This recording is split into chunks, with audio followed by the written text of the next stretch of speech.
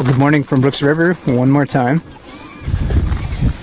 My name is Mike Fitz, and maybe you're not familiar with Brooks River or Katmai. I'm at a place that attracts a lot of brown bears in July and in September and October. It's a gorgeous scene around right now. Fall colors are at their peak. Bears are everywhere. I'm standing on one of the public wildlife viewing platforms, so you will hear other people. I'm elevated about 10 feet off of the ground, and this allows us to consolidate in a predictable spot for looking at a mother and her two cubs right in the center.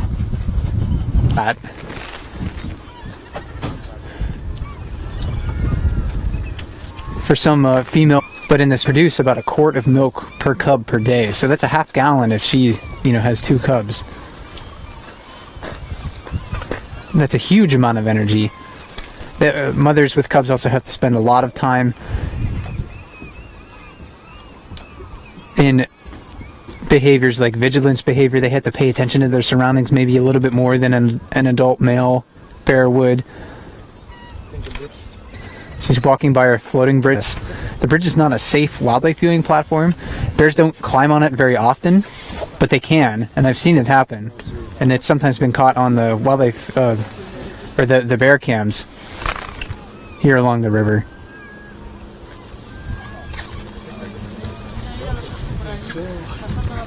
We also try to get out of the bear's way, not only for safety concerns, but to make sure that they have space. Groups of people can easily displace bears from food resources. Of bears that want to fish near the bridge would not approach this area. So we try to get out of their way and give them as much room as possible.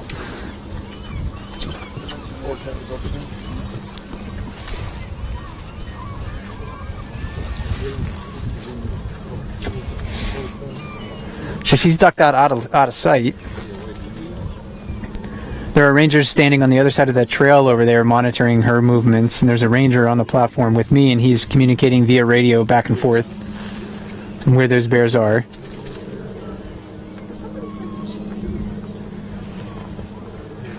Out towards the mouth of the river, standing on the beach, one of our more famous bears and one of our more Brooks River. She doesn't have cubs this year, but she looks fat, she looks healthy. Certainly she's in a good position to hibernate and return next year. We have some more bears walking right down below us over here. It's one of the exciting things about being on these platforms, especially early in the morning. And these bears are going to come into our view in just a moment. This is number 435, Holly. She's very famous, one of the more famous bears probably in the world. Last year we were able to document her adopting an abandoned yearling cub who's now a 2.5-year-old with her, so he'll probably walk into sight in just a second.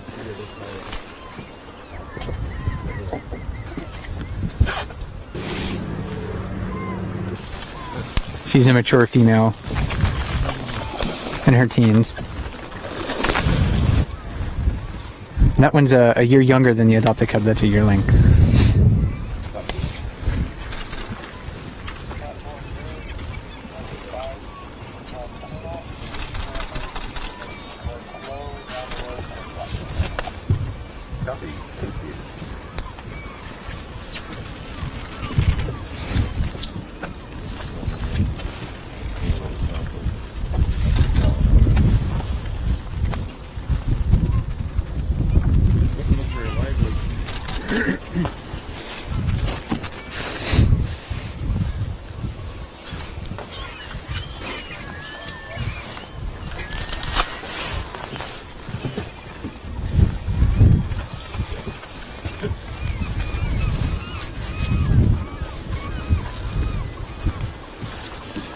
They're still relying on mom for protection, guidance.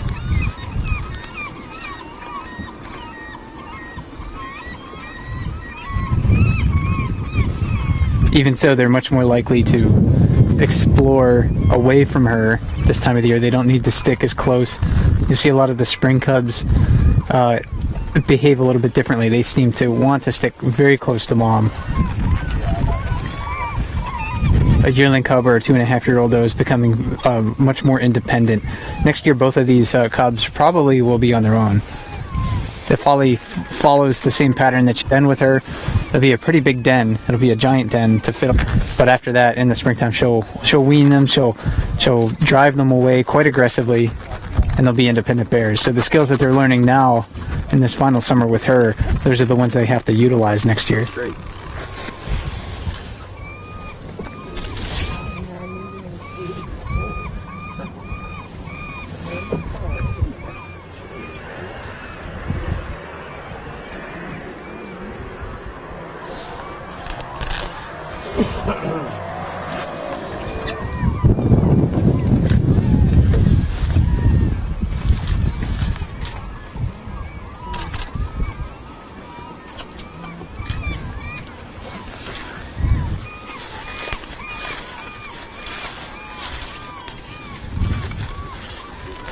So Holly's the one in the middle, adopted cub on the right, biological yearling on the left.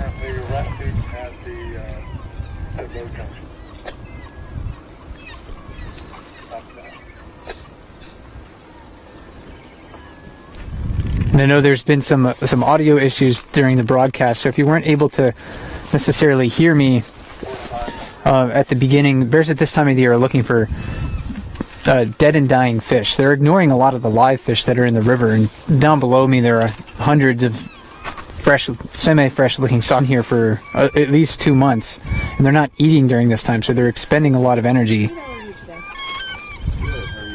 435 definitely seems like one of those bears that lets her offspring take food from her. But she's a fairly well-fed female. Did well for herself this summer.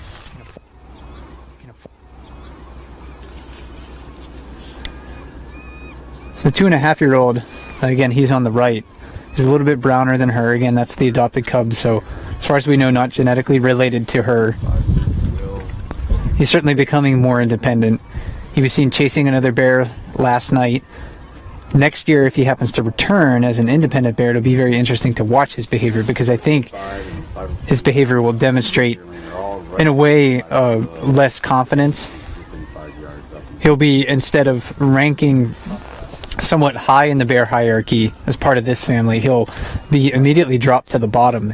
Independent subadults, especially very young subadult bears, and the bear not quite fully mature bears, and they're usually 2.5 to 5.5 years old. Those bears rank lowest in the bear hierarchy, so they face a lot of competition from older bears and are usually displaced from the best feeding sources. So we likely won't see the adopted cub chasing other bears.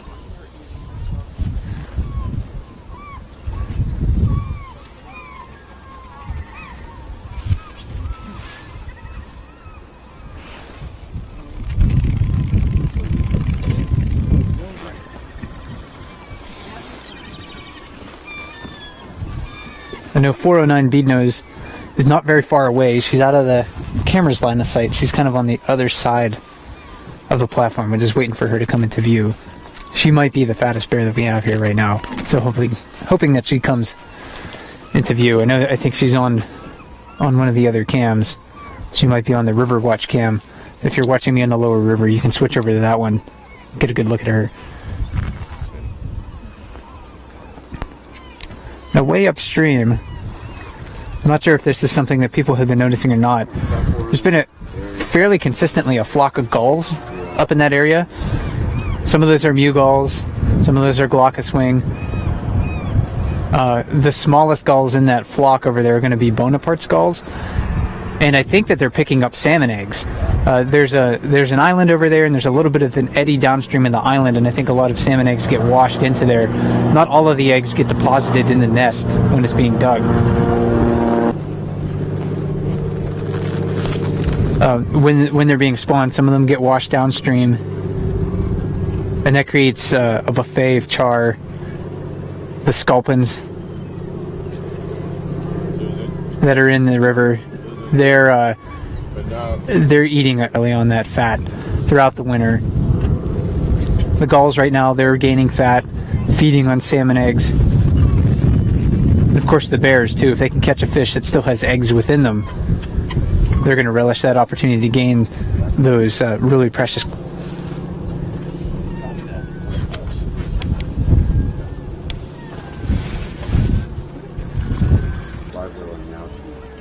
I'm not sure if you're going to be able to hear the bawling or not that's happening over there.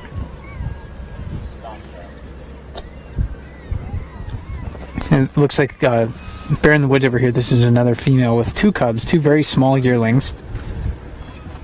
She's going to move out of our line of sight.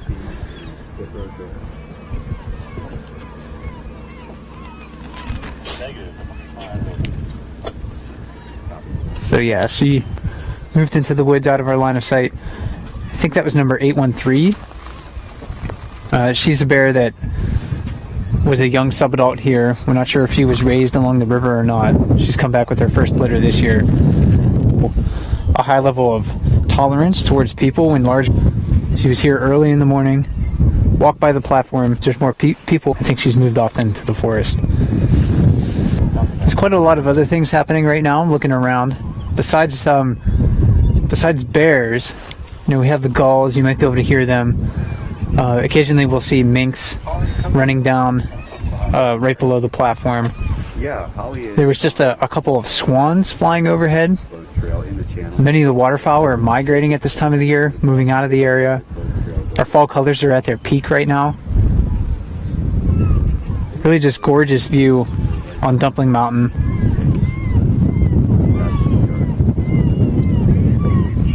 Standing where I am right now, this is one of my favorite places to be. How do you feel about having... At this time of the year, there's just so much to look at.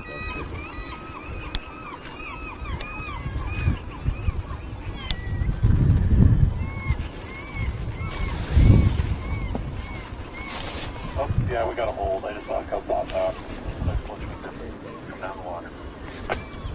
Copy that. 435 is back on the closed trail now. And she's entering the first one.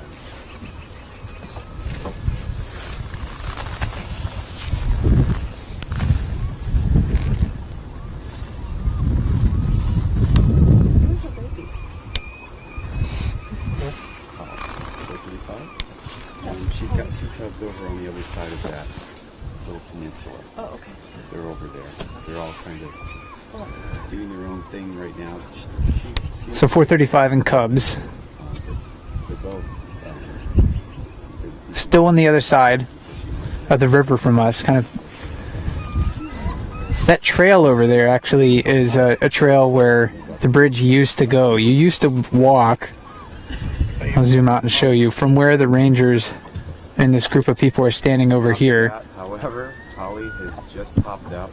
Bridge gates are Right now. all the way up along that river to the platform. To reduce the frequency of bridge closures because of bears being close to the bridge, they ended up moving the bridge, I think at the end of 2008, and it has reduced the amount of time people have to wait to cross the bridge. But of course, and when we have our facilities located in such great bear habitat, it's going to invite these, you know, in many ways, conflicts between people and bears. I copy bridge is open. This accessibility, though, really allows us these remarkable opportunities to watch these animals. The yearling cub, I believe, is female.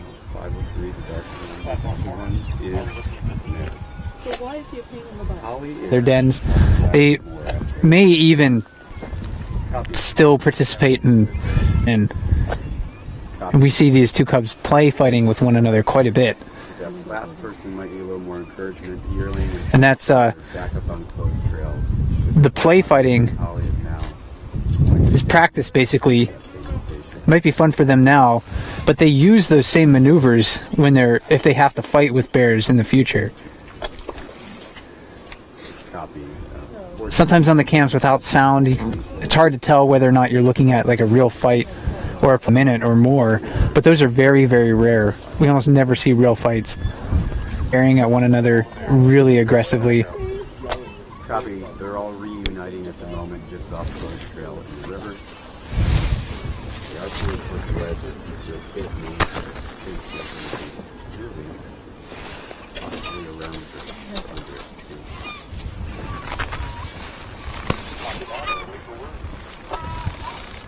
See, it went through upriver, kind of approaching an elbow.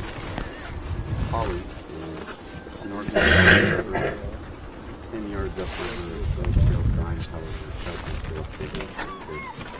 Go back towards that. I think you're okay from copy. Holly is in the wedge at the trail sign.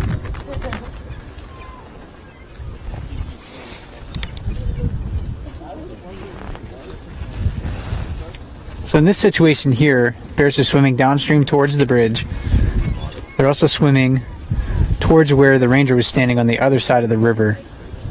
So the ranger here, he's communicating with the ranger on that other side, saying, because the ranger on the other side can't quite see those bears, telling that ranger, back off before you're too close and you engage the bears out of curiosity or engage them in a defensive way, which of course we don't want either of those things. Let's go about their business.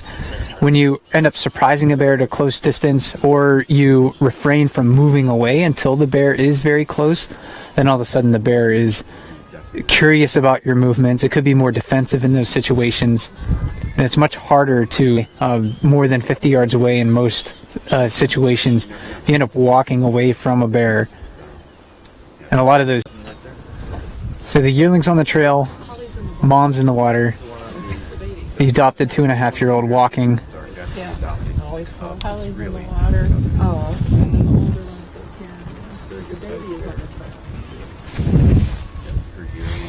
trail. Yearling is at Tree Grove by Corner. Holly is by Tree down River Bridge, and Holly is right in front of Corner. Copy.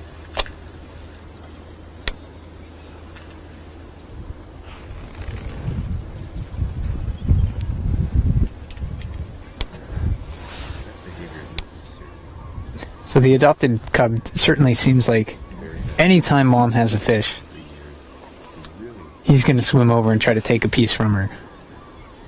The yearling doesn't seem to do that nearly as much. You will see individual differences between the bears, not only as adults, but also as cubs. We're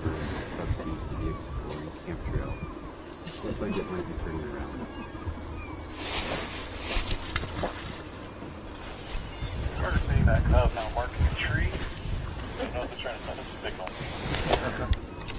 So up in the woods, the yearling scratching on a tree. You just see it, that sort of dark rectangular thing is a sign about salmon. The yearling cub went into the woods near there to rub on a tree. I'm sure bears rub on trees because they get itchy, but they also mark trees just to let other bears know that they're in the area. Back at Corner, now moving down towards Point. The rest of the family group is moving down here.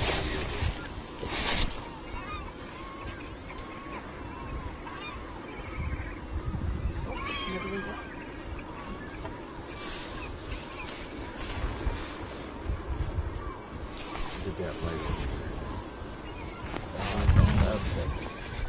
Get a bear in the forest. Yeah, when you need one.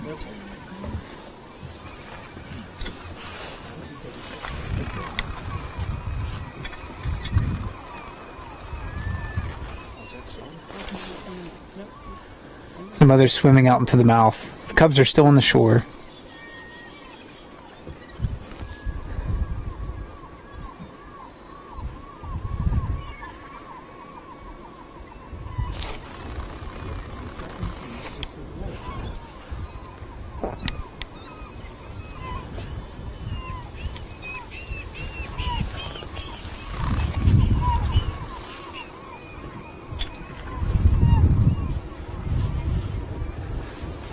Turn our attention upstream.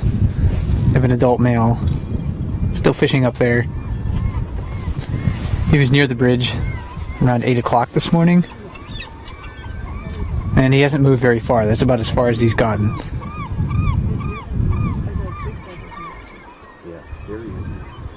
So food is extremely abundant. The bears don't have to venture too far necessarily.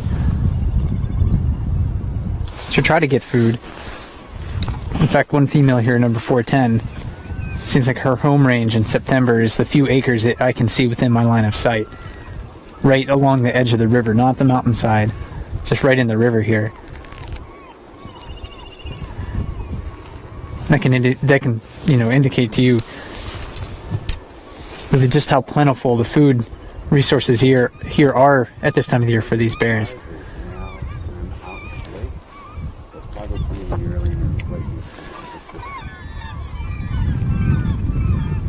Most of our bear activity seems to be concentrated in the mouth of the river. Got Holly and cubs out there. Got 2 big adult females snorkeling over in this direction.